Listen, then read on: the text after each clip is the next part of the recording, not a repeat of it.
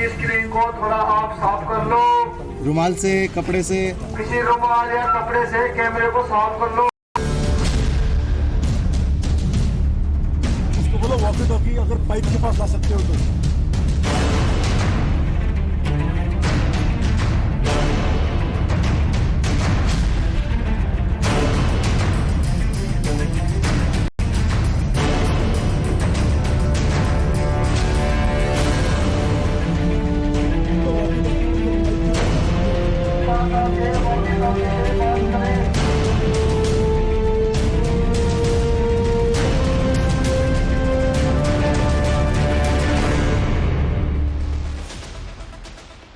Break के बाद एक बार फिर से आपका बहुत बहुत स्वागत है टाइम्स नाउ भारत पर। लगातार बड़ी खबर ऑपरेशन जिंदगी को लेकर इस पर हम बने हुए हैं। 41 जिंदगियां जो कि पिछले 10 दिनों से सिलक्यारा टनल के अंदर हैं, वो बाहर कब निकलेंगी? 10 दिन बाद उनकी तस्वीरें बाहर आई, उनकी सकुशल रहने का संदेश बाहर आया, सभी ने राहत की सांस ली है। लगातार इस बड़ी खबर पर एक्सपर्ट्स और अपनी टीम के साथ हम इस टनल के बाहर इंतजार में कि ये ऑपरेशन जिंदगी कब पूरी होती है, कब वो 41 श्रमिक भाई इस सुरंग से बाहर निकलते हैं, उनके मुस्कुराते हुए चेहरे हमें कब देखने को मिलते हैं बाहर सकुशल अपने बीच में। इस बात का इंतजार है। लेकिन इस बीच इस वक्त की बड़ी खबर आपको बता दें, बड़ी खबर है मुख्यमंत्री पुष्कर धामी का बयान, जो कि लगातार मिनट टू मिनट मॉनिटरिंग कर रहे हैं इस पूरे रेस्क्यू ऑपरेशन की। उन्होंने ये बयान दिया है कि सभी लोग सकुशल हैं, सभी सुरक्षित हैं, सभी जल्द बाहर आ जाएंगे। उन्हें सुरक्षित बाहर निकालने के प्रयास जारी हैं। पाइप के जरिए उनको भोजन भेजा जा रहा है, ऑक्सीजन की सप्लाई हो रही है, और साथ ही किस तरीके से जो तस्वीरें सामने आई, जो हम लगातार आपको टाइम्स नाउ भारत पर दिखा रहे हैं, 41 उन सभी भाइयों की सुरक्षित रहने की तस्वीरें। लेकिन पहले सुनिए मुख्यमंत्री धामी ने क्या कुछ कहा। निश्चित रूप से सभी एजेंसियां और सभी जो इंजीनियर, टेक्नीशियन, विशेषज्ञ इस काम में लगे हैं, उनकी मेहनत और परिश्रम से 6 इंच की जो पाइप है वो अंदर पहुंच गई है, और उससे अब भोजन और सभी प्रकार की जो खाद्य सामग्री है उनके लिए पहुंच पाएगी। निश्चित रूप से ये हम सबको प्रोत्साहित करने वाली है, और हम भगवान से प्रार्थना करते हैं कि जल्दी से जल्दी ये रेस्क्यू अभियान पूरा हो, हमारे सभी श्रमिक भाई कुशलता से बाहर आए। हमारे आदरणीय प्रधानमंत्री जी लगातार रोज़ उनकी चिंता कर रहे हैं, रोज़ उसकी जानकारी प्राप्त कर रहे हैं, और हर संभव वहाँ से सहायता भी हमको प्रदान कर रहे हैं कि जितनी भी एजेंसियाँ लगी हैं और जो बेहतर तालमेल हो सकता है वो सब हो रहा है। हमने आज माननीय प्रधानमंत्री जी को भी सारी जानकारी दी है। तो आपने मुख्यमंत्री पुष्कर धामी को सुना, वो लगातार प्रधानमंत्री मोदी को अपडेट भी कर रहे हैं। पीएमओ की नजर लगातार है। बरखा हमारे साथ यहाँ पर लगातार जुड़ी हुई हैं। बरखा, 10 दिन बाद तस्वीरें आई, अब इस बात की उम्मीदें बढ़ गई हैं कि वो इंतजार जब वो बाहर निकले, ये इंतजार भी बहुत जल्द समाप्त होगा।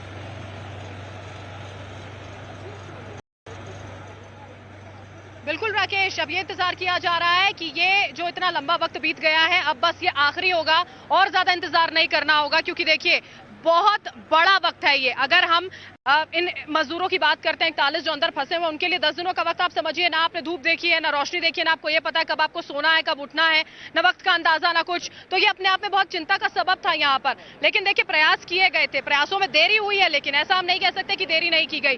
पहले मशीन ने काम किया, काम नहीं सफल हुआ। अगर मशीन काम करती है, ठप हो जाती है, क्रैक्स अंदर आ जाते हैं। उसके बाद मजदूर जो है उन्होंने काम करना बंद कर दिया। बहुत वक्त तक, लंबे वक्त तक ये काम जो है वो बंद रहा था। इसके बाद आप देखिए बहुत मंथनों का दौर चला था, उसमें भी बहुत देरी कर दी गई थी। वो मंथन जो शायद शुरुआत में ही हो जाना चाहिए था। उसके बाद पीएमओ अफसरों का, जो ऑफिशियल्स थे, उनकी एंट्री होती है, उनका हस्तक्षेप होता है, इस काम को तेजी से आगे बढ़ाया जाता है। और उसके बाद देखिए ऑगर मशीन के कुछ पार्ट्स जो है वो इंदौर से मंगाए गए, गुजरात से मंगाए गए, उड़ीसा से मंगाए गए।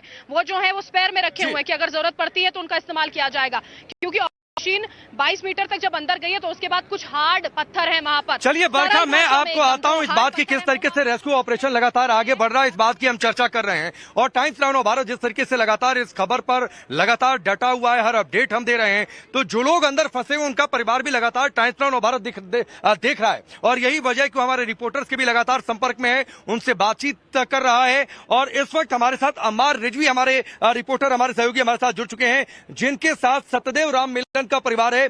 अम्मार रिजवी, उनका परिवार, सत्यदेव राम मिलन का परिवार भी लगातार टाइम्स नाउ भारत देख रहा है। उनसे लगातार जरा बातचीत करिए। और सवाल ये कि आज जब तस्वीरें सामने आई तो कितनी बड़ी उम्मीद उनको बधी, टाइम्स नाउ भारत के जरिए उन्होंने ये तस्वीरें देखी। क्या अब क्या वो कहना चाहते हैं, सरकार से क्या कहना चाहते हैं, लोगों से क्या कहना चाहते हैं, ये सारी बातें।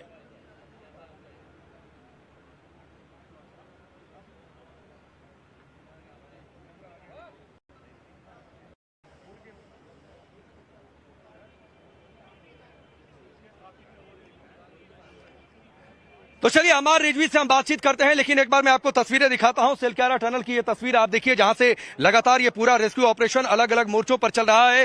वैभव डांगे जी हमारे साथ हैं, मैं उनका रुख कर लेता हूं।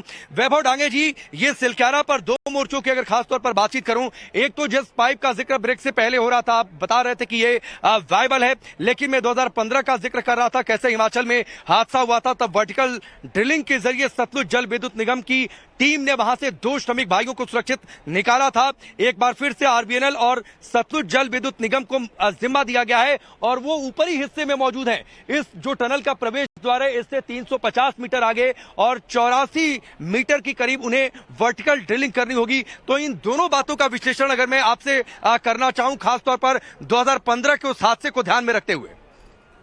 बिल्कुल अभिषेक जी, हर जगह का स्टेटा बहुत डिफरेंट होता है, जियोलॉजिकल स्टेटा बहुत डिफरेंट होता है। और जैसे मैंने कहा, सारे रेस्क्यू टीम का इस समय प्राइमरी ऑब्जेक्टिव है कि जल्द से जल्द उन हमारे मजदूरों को वहां से बाहर निकाले, उनकी जिंदगी बचाए। तो इसलिए हर मोर्चे पर प्रयास करता रहना पड़ेगा।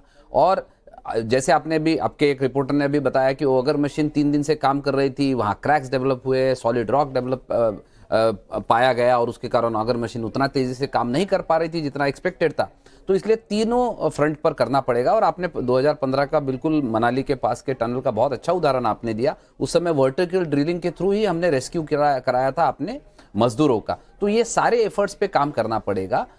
लेकिन मेरी जो वहाँ एक्सपर्ट्स के साथ बात हुई है और एक्चुअल रेस्क्यू ऑपरेशन में कुछ लोग वहाँ लगे हुए हैं, उनसे जो मैंने थोड़ी जानकारी लेने की प्रयास की, तो वो लोग तीनों फ्रंट्स पर काम कर रहे हैं। लेकिन उनके हिसाब से भी अभी का जो वहां का जियोलॉजिकल स्टेटा है, जिस प्रकार का, ठीक है वैभव डांगे जी, मैं आ रहा हूं। इस बीच एक बड़ी खबर आ रही है। बड़ी खबर है, टनल हादसे को एक्शन में प्रधानमंत्री मोदी लगातार मुख्यमंत्री पुष्कर धामी के संपर्क में। किस तरीके से रेस्क्यू ऑपरेशन, किन किन मोर्चों पर कौन कौन सी एजेंसियां लगी हुई हैं, हर अपडेट प्रधानमंत्री मोदी को दिया जा रहा है। व्यक्तिगत तौर पर वो जानकारी ले रहे हैं। पीएम मोदी ने एक बैठक की है, रेस्क्यू ऑपरेशन की जानकारी ली है। उत्तराखंड के मुख्यमंत्री पुष्कर धामी से उन्होंने बातचीत की है। अमित हमारे वरिष्ठ सहयोगी हमारे साथ जुड़ चुके हैं, सीधे उनका रुख करते हैं। अमित, प्रधानमंत्री मोदी की व्यक्तिगत तौर पर नजर इस पूरे रेस्क्यू ऑपरेशन पर, क्योंकि ये 41 जिंदगियों का सवाल है जो 10 दिनों से सुरंग के घुप अंधेरे में है। मुझे लगता है कि प्रधानमंत्री मोदी इसको लेकर बहुत ही माइन्यूटली, बहुत नजदीक से नजर बनाए हुए हैं। कल करीब 2 रैली किया है। कल पाली में रैली थी, इसके अलावा एक और रैली थी, इसके अलावा बीकानेर में रोड शो के बाद लेट नाइट जब लौटे हैं प्रधानमंत्री मोदी दिल्ली, तो तुरंत उन्होंने मीटिंग ली है, जिसमें तमाम अधिकारियों से वहां पर क्या हालात है उसकी जानकारी ली। टनल में जो फंसे 41 लोग हैं, उनकी स्थिति क्या है, ऑपरेशन जो निकालने के लिए जो प्रयास हो रहे हैं उसकी स्थिति क्या है। इसके अलावा आप सबसे अंदाजा आप ये लगा सकते हैं, इस पूरे मामले इतना गंभीर है कि हर सुबह बात तो करते ही हैं। इसके अलावा वो रैली में अगर जा भी रहे हैं तो बीच में 2 से 3 बार दिन भर में प्रधानमंत्री नरेंद्र मोदी दिन में 2 से 3 बार लगातार मुख्यमंत्री धामी से फोन पर संपर्क में रहते हैं, वहां के हालात की जानकारी लेते हैं। जो जरूरी है पीएमओ के अधिकारी को भेजा गया। कल रात को प्रधानमंत्री मोदी ने खुद मीटिंग ले ली, तमाम अधिकारी वहां पर मौजूद थे। वहां पर क्या स्थिति है, ये चीजों को लेकर प्रधानमंत्री की सिर्फ एक ही प्रयास है, किसी भी तरह से वहां पर जो लोग हैं उन्हें निकाला जाए, सुरक्षित बाहर निकाला जाए। वहां पर जो परिस्थिति है उनको लोगों को कैसा वहां पर मदद पहुंचाई जाए, क्योंकि हालात जो है वो अभी तक पूरी तरह से चीजें पॉजिटिव नहीं हो पाई है। अभी भी तीनों तरफ से वहां। ठीक है, बहुत बहुत शुक्रिया अमित, बहुत बहुत शुक्रिया हमसे जुड़ने के लिए, इस पूरी बातचीत के लिए, इस पूरी जानकारी के लिए। बरखा हमारे साथ लगातार जुड़ी हुई है। बरखा, उत्तराखंड पर प्रधानमंत्री मोदी की वैसे भी बहुत ज्यादा व्यक्तिगत तौर पर नजर रहती है। देवभूमि उत्तराखंड, केदारनाथ में जो त्रासदी हुई थी, त्रासदी के बाद जो वहां पर पुनर्निर्माण के जो बार बार प्रधानमंत्री मोदी केदारनाथ जाते हैं, समीक्षा बैठक करते हैं कि वो पुनर्निर्माण के कार्य किस तरीके से आगे बढ़े। सारी चीजें जो वहां पर तबाह हो गई थी, कैसे उनको रिस्टोर किया जा सके, कैसे वहां पर श्रद्धालुओं के लिए और ज्यादा सुविधाएं हो सके। अब ये आपदा आई है जब 41 मजदूर फंसे हुए हैं, तो इन पर भी प्रधानमंत्री मोदी की व्यक्तिगत तौर पर नजर। और जिस तरीके से अमित जिक्र कर रहे थे कि रैलियां कर रहे हैं, चूंकि चुनावी मौसम है, आप देखिए 5 राज्यों में चुनाव चल रहा है। राजस्थान में वोटिंग 25 तारीख को होनी है, 3 दिसंबर को नतीजे आने हैं। तो पार्टी का भी काम, पार्टी के सबसे बड़े नेता के तौर पर और देश के प्रधानमंत्री के तौर पर भी काम लोगों को सुरक्षित रखने का उत्तराखंड देवभूमि में 41 लोगों का हाल वो चुनावी रैलियों के बीच में भी ले रहे हैं। बिल्कुल, लगातार वो नजर बनाए हुए हैं। वो प्रधानमंत्री हैं देश के, हर चीज पर उनकी जो नजर है वो लगातार टिकी हुई है। अगर चुनावों पर उनकी नजर है, चुनावों का काम जो है वो वहां पर कर रहे हैं, तो उसी के साथ साथ में क्या कुछ देश में चल रहा है जाहिर है वो सब जो है उस पर नजर बनाए हुए हैं। पीएमओ ऑफिशियल यहाँ पर पहुंचे थे, हस्तक्षेप भी इसलिए किया गया था क्योंकि कई दिन बीत गए थे।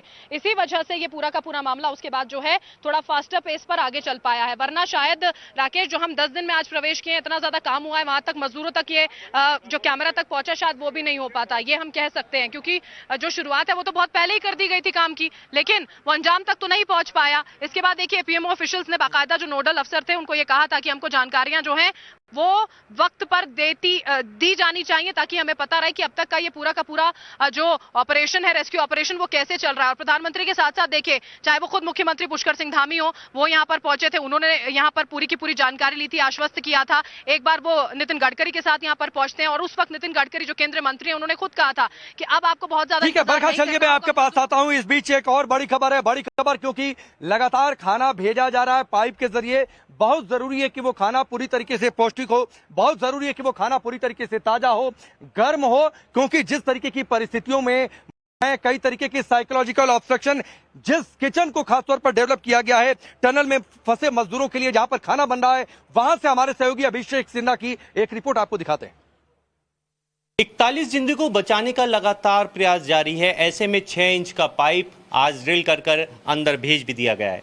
आइए ज्यादा जानते हैं, जानकारी लेते हैं कि आखिर उनको 6 इंच के पाइप से क्या क्या भेजा जा रहा है। आइए, मैं उसी किचन में हूं जिस किचन से खाना बनकर वहां पहुंच रहा है 41 जिंदगियों के पास। सबसे पहले उन्हीं से बात करते हैं। मैं सबसे पहले आपका नाम जानना चाहूंगा, क्या हुआ था, थोड़ा सा आप ये बताइए कि कल क्या बना के दिया था आपने? कल खिचड़ी बना के दिया था, उसमें मूंग का दाल और सोयाबीन मिला के जीरा छोप लगा के बना दिया है। अच्छा, तो उसमें कितने लोगों के लिए बनाया गया था आपके द्वारा? इतने 45 आदमी के लिए। 45 आदमियों को खाना। अच्छा, आज सुबह आपने क्या भेजा वहाँ पे? आज तो कुछ नहीं भेजा, ड्राई फ्रूट को कोई कुछ भेजा होगा। तो अभी लंच में क्या बताया गया था, क्या बनाना है आपको? अभी तो बोला नहीं है कुछ। हाँ, अभी फरमाइश करेगा तो बोला था कल चावल व दालिया ये सब बना के भेजना है। देखिए, ये रवि राय जी हैं, ये इस कैंटीन के किचन को संभालने वाले हैं, जो सारा खाना बनाकर वहां तक पहुंचाते हैं। और लगातार मैं आपको दिखा रहा हूं, टाइम्स नाउ नवभारत आपको ग्राउंड जीरो से वो खबर दिखा रहा है। देखिए, ये वो किचन है जहां से खाना बनकर तैयार होता है उन लोगों का। और कल 45 लोगों का खाना यहीं से बनकर तैयार हुआ था। खिचड़ी बनाई थी, मूंग की दाल की खिचड़ी बनाई गई थी, जिसमें सोयाबीन की बड़ी यानी प्रोटीन का ध्यान भी रखते हुए उन्हें खिचड़ी बना कर दी गई। और कल के बाद आने जो समय है, देखिए यहाँ तैयारी शुरू हो गई है और उनके फरमाइश की इंतज़ार है कि अब क्या बनाना है। लेकिन जो उनसे कहा गया है, हल्का फूड बनाने के लिए कहा गया है, बिना तेल का खाना बनाने के लिए कहा गया है। और ये भी कहा गया है कि उन्हें हल्का भोजन देना है। खिचड़ी अगर बनाओगे तो बहुत कम तेल की बनाओगे और उसमें सोयाबीन की बड़ियाँ भी डाली गई,